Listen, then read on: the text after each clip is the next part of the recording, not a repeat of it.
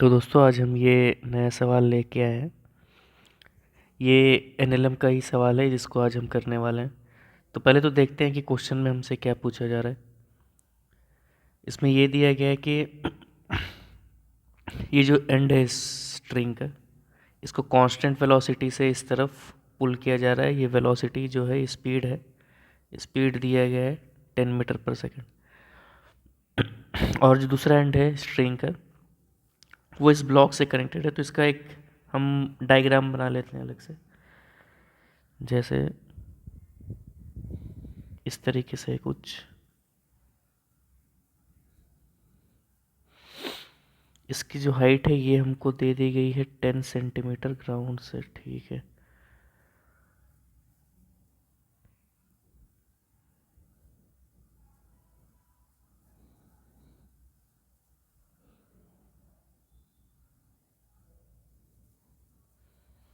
ये यहाँ से 10 मीटर दी गई है, तो एच है, ये 10 मीटर दे दी गई है हमको।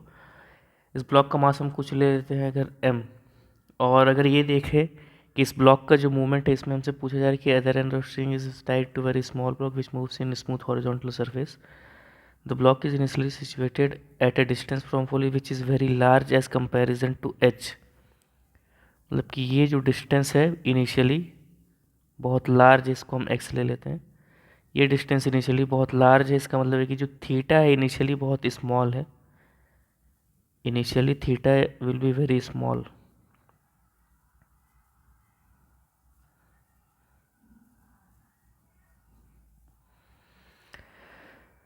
The block is initially situated at a distance from pole which is very large as comparison to h. Find the angle theta when the block leaves the surface. हम लोगों को एंगल थीटा फाइंड करना है जब ये block surface को leave कर देगा। सबसे पहले तो ये है कि जैसे ये u यहाँ पर कांस्टेंट है जिससे पर्सन इसको पुल कर रहा है, और इसकी ये जो वेलोसिटी है, अगर हमको ये देखना है कि ये कब ग्राउंड से कांटेक्ट लूज़ करता है, इसका मतलब है कि तब तक जो वेलोसिटी है इसका डायरेक्शन इस डायरेक्शन पे ही रहेगा, ब्लॉक का वेलोसिटी हॉरिजॉन्टल डायरेक्शन में। इसको हम ले लेते हैं कुछ वैल्यू v। तो अब हम लोगों को पता है कि जो कांस्टेंट रिलेशन लिखते हैं ये वेलोसिटी में होता है। तो वेलोसिटी में अगर हमको रिलेशन लिखना हो इस स्ट्रिंग के लिए, स्ट्रिंग का इस एंड वेलोसिटी u से जा रहा है, डायरेक्शन है ये हॉरिजॉन्टली राइट, और स्ट्रिंग का ये वाला एंड जो है ये वेलोसिटी v से जा रहा है हॉरिजॉन्टल में, पर ये जो एंगल है ये हॉरिजॉन्टल से बना रहा है स्ट्रिंग एंगल थीटा। तो स्ट्रिंग ये आइडियल स्ट्रिंग है। अगर कहीं पर मेंशन नहीं है क्वेश्चन में तो भी हम आइडियल स्ट्रिंग ही लेते हैं अपने केस के लिए। तो यहाँ पर लाइट स्ट्रिंग है, और आइडियल लाइट स्ट्रिंग्स जो भी होती है उनका लेंथ कांस्टेंट होता है, मतलब लेंथ चेंज नहीं हो सकता है। अगर लेंथ चेंज नहीं हो सकता है तो उसके एंड्स की वेलोसिटीज़ स्ट्रिंग के अलोंग सेम होगी। उसके लेंथ के अलोंग जो भी वेलोसिटीज़ आएगी कंपोनेंट्स वो दोनों इक्वल होने चाहिए। जैसे अगर इस केस के लिए हम देखें तो v का कंपोनेंट इस डायरेक्शन में कितना होगा, v cos थीटा, और ये जो स्ट्रिंग का एंड है इस डायरेक्शन में जा रहा है स्पीड u से, तो ये दोनों इक्वल होना चाहिए। अगर ये इक्वल नहीं हो रहा है इसका मतलब है कि स्ट्रिंग जो है या तो वो लेंथ कम हो रहा है स्ट्रिंग का, या तो लेंथ बढ़ रहा है, ठीक है। जैसे अगर हम एक एग्जांपल लेके समझे तो ऐसा समझ सकते हैं इसको।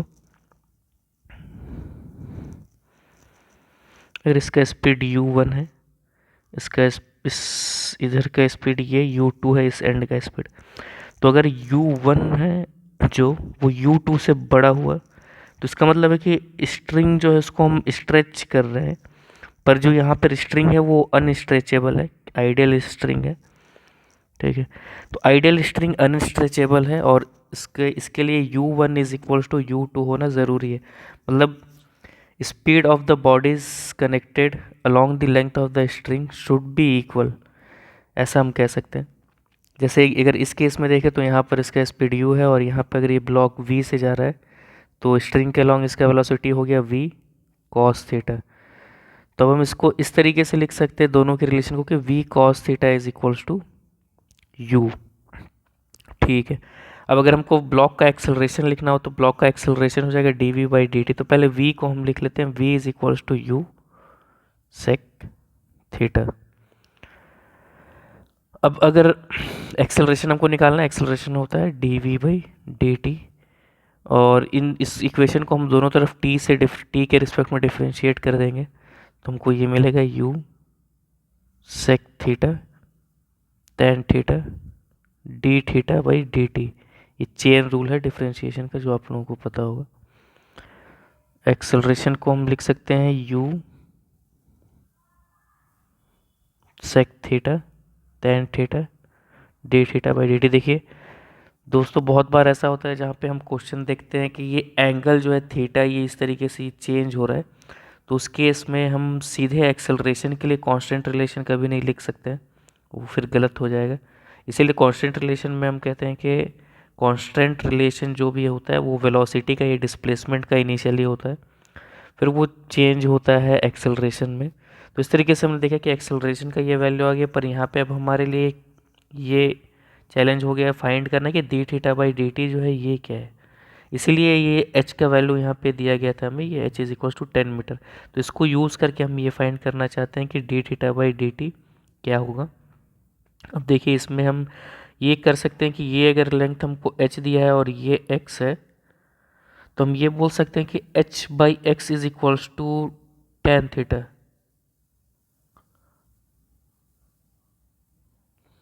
टेन थीटा, या फिर हम ऐसा भी बोल सकते हैं d theta by d t हमको निकालना है, हमें पता है कि h जो है वो कांस्टेंट है, इसका वैल्यू 10 है। तो इसको हम ज़्यादा बेटर होगा इस तरीके से लिख लें कि h is equals to 10 into cot theta, ऐसा हम लिख सकते हैं। अब इस इक्वेशन को अगर हम डिफ्रेंशिएट कर देते हैं टाइम के रिस्पेक्ट में, तो हमको मिल जाएगा इस इक्वेशन के through d x by d t is equals to -10 cosec square theta d theta by d t. इस तरीके से हमको मिल गया। ये d x by d t क्या है, d x by d t है कि ये एक्स टाइम के साथ कैसे चेंज हो रहा है। तो एक्स टाइम के साथ कैसे कम हो रहा है, ये स्पीड इसका v है इस डायरेक्शन में, तो v के रेट से ही कम हो रहा है, पर x जो है टाइम के साथ डिक्रीज हो रहा है, और यहाँ पे जो स्पीड v हमने लिया है ये पॉजिटिव है, इसलिए हमको यहाँ पे d x by d t लिखना होगा -v, क्योंकि d x by d t एक नेगेटिव क्वान्टिटी है। D x by d t -v, this is equals to -10 cosec square theta d theta by d t. और v हमको पता है कि v को हम क्या लिख सकते हैं, u इंटू सेक थीटा। तो माइनस माइनस कट जाएगा, ये हो जाएगा u sec theta is equals to 10 cosec square theta d theta by d t. Finally हम ये देख सकते हैं u का वैल्यू भी दिया हुआ है क्वेश्चन में हमको 10 मीटर पर सेकेंड, u का वैल्यू दिया हुआ है 10 मीटर पर सेकेंड। तो यहाँ पर इसको हम पुट कर देंगे तो 10 कट जाएगा, हमें मिलेगा d theta by d t is equals to sec theta by cosec square theta. इस वैल्यू को हम पुट कर देंगे इस इक्वेशन में, इस इक्वेशन को 1 नाम दे देते हैं, इस इक्वेशन को 2। तो using equation 1 and equation number 2, a is equals to u का वैल्यू हमको पता है 10 है, तो ये हो जाएगा 10 sec theta tan theta into d theta by d t. तो d theta by d t का वैल्यू है sec theta divided by cosec square theta. A का वैल्यू अब हम साइन थीटा कॉस थीटा में लिख लेते हैं। साइन थीटा कॉस थीटा में हम सारे रेशियोज़ को लिख सकते हैं, ट्रिग्नोमेट्रिक रेशियो को। तो सेक थीटा को हम लिख सकते हैं 1 by cos theta, tan theta को लिख सकते हैं sine theta by cos theta, और ये टर्म जो ये बन जाएगा sine square theta divided by cos theta. A is equals to 10 sine cube theta divided by cos cube theta. इस तरीके से हम लिख सकते हैं एक्सेलरेशन। ये फाइंड करना हमारे लिए जो है मेन बात थी इस सवाल में।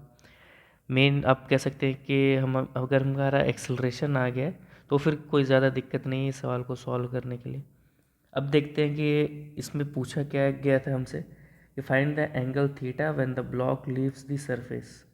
तो जब भी सरफेस को लीव करता है ऐसे ऑब्जेक्ट तो हमको पता है कि वहाँ पे नॉर्मल जो होता है वो ज़ीरो हो जाता है। अगर हम ब्लॉक का एफ बनाएंगे तो कुछ इस तरीके से दिखेगा, ये एम जी है, ऊपर के डायरेक्शन में नॉर्मल, इधर से लग रहा है टेंशन, कुछ यहाँ से जो एंगल है ये थीटा। तो अगर हम इसमें न्यूटन्स लॉज लगाते हैं वर्टिकल डायरेक्शन में तो हम ये बोल सकते हैं कि वर्टिकल डायरेक्शन में इसका कोई भी एक्सेलरेशन नहीं है। तो T sine theta plus N is equals to m g, और एन का वैल्यू ज़ीरो है, लूजिंग कॉन्टैक्ट, क्योंकि कॉन्टैक्ट लूज हो रहा है तो टी साइन थीटा को हम लिख सकते हैं is equals to m g. उसी तरीके से इस डायरेक्शन में इसका एक्सेलरेशन अगर कुछ ए है तो उसको हम लिख सकते हैं टी कॉस थीटा, क्योंकि हॉरिजॉन्टल डायरेक्शन में सिर्फ एक ही फोर्स है वो टी कॉस थीटा, उसको हम लिख सकते हैं is equals to m a. अब इन दोनों इक्वेशन को डिवाइड अगर हम कर दें, इसको 3 और 4 नाम देते हैं इक्वेशन को, तो इक्वेशन 3 डिवाइडेड बाई इक्वेशन 4 ऐसा हम अगर लिख देते हैं तो लेफ्ट हैंड साइड में हमको मिल जाएगा sine theta by cos theta, right hand side में जी डिवाइडेड बाई ए।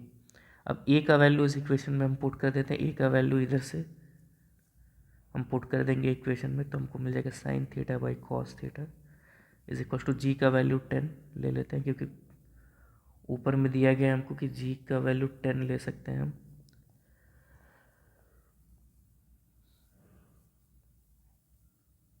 अब यहाँ पे जो ए का वैल्यू है ये 10 साइन क्यूब थीटा और कॉस क्यूब थीटा, ये आ जाएगा ऊपर। तो इससे हमको मिल गया sine to the power 4 theta minus cos to the power 4 theta is equal to 0। ये a square minus b square के फॉर्म में आ गया है, तो इसको हम ऐसा लिख सकते हैं sine square theta minus cos square theta, sine square theta plus cos square theta is equal to 0। ये वैल्यू तो 1 हो जाएगी, ये तो 0 नहीं हो सकती, तो हम ऐसा बोल सकते हैं कि sine square theta minus cos square theta is equal to 0। फिर ये स्क्वायर माइनस बी स्क्वायर के फॉर्म में आ गया, तो इसको हम a minus b a plus b ऐसा लिख सकते हैं। अब जो हमें क्वेश्चन दिया गया है उसके हिसाब से जो थीटा है 0 से लेकर 90 डिग्री तक वेरी कर सकता है।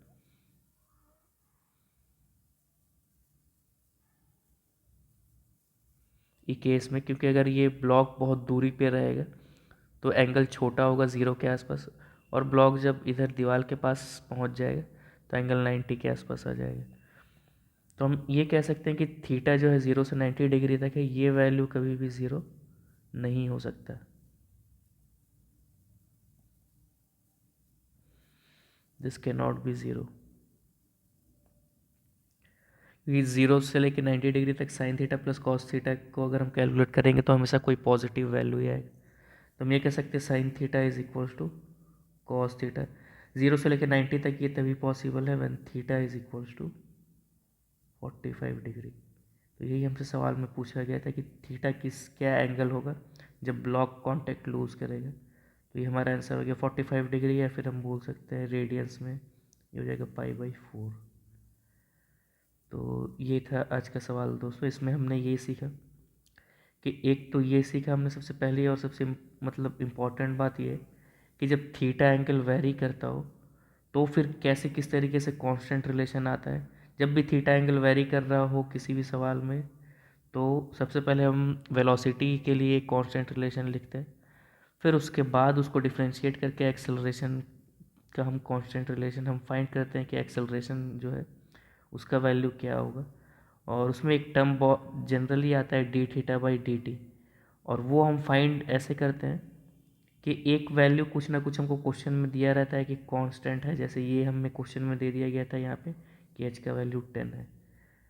तो इस तरीके से हमने एच का फ़ायदा उठाया और हमने ये फाइंड कर लिया कि D theta by d T को हम क्या लिख सकते हैं, d theta by d T को हम लिख सकते थे, ये जो हमने यहाँ पे फाइंड किया था, sec theta divided by cosec square theta. फिर इसके बाद तो एक्सेलरेशन, अगर एक बार हमको पता चल जाता है कि एक्सेलरेशन क्या है, फिर तो क्वेश्चन बहुत ज़्यादा जो है हार्ड नहीं है आप लोगों के लिए, क्योंकि जो भी जेई लेवल के क्वेश्चन आप करते हैं तो बहुत बार ऐसा क्वेश्चन आता है कि ब्रेक्स ऑफ द कॉन्टैक्ट, उसमें फिर हमको नॉर्मल ज़ीरो करना है एफ बी डी बना के, तो फिर ये सवाल जो है कोई ज़्यादा टफ नहीं है आप लोगों के लिए। तो इस तरीके से हमने आज का ये सवाल किया दोस्तों, और भी आगे हम एनएलएम पे सवाल करते रहेंगे, और आप इस चैनल से जुड़े रहिए।